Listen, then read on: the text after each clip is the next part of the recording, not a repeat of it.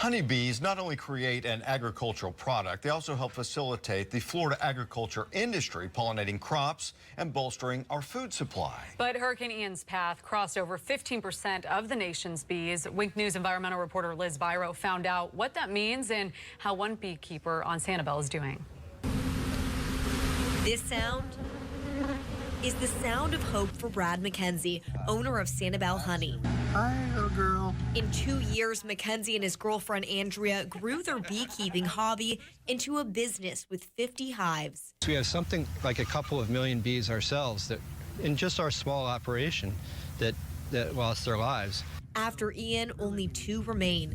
From inside his house, MacKenzie watched the storm damage his property and his buzzing friends. I watched as the water came up and they got submerged and floated off.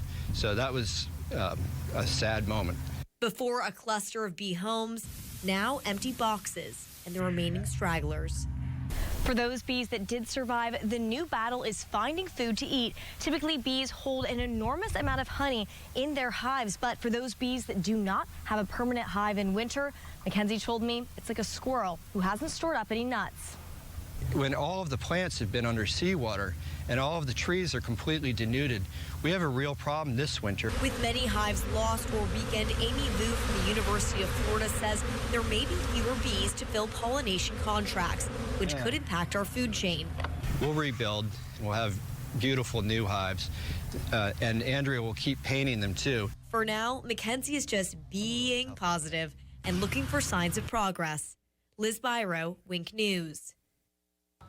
Liz, thank you very much. And UF says it is too early to tell how many beekeepers or colonies Ian impacted, but really a great story there. And you always forget how important bees are to the environment. They are. They make such a difference in the agriculture community. And you know, you hate for anybody to lose their crops or whatever it is that they have. And you feel for those folks as well. I mean, that is sad.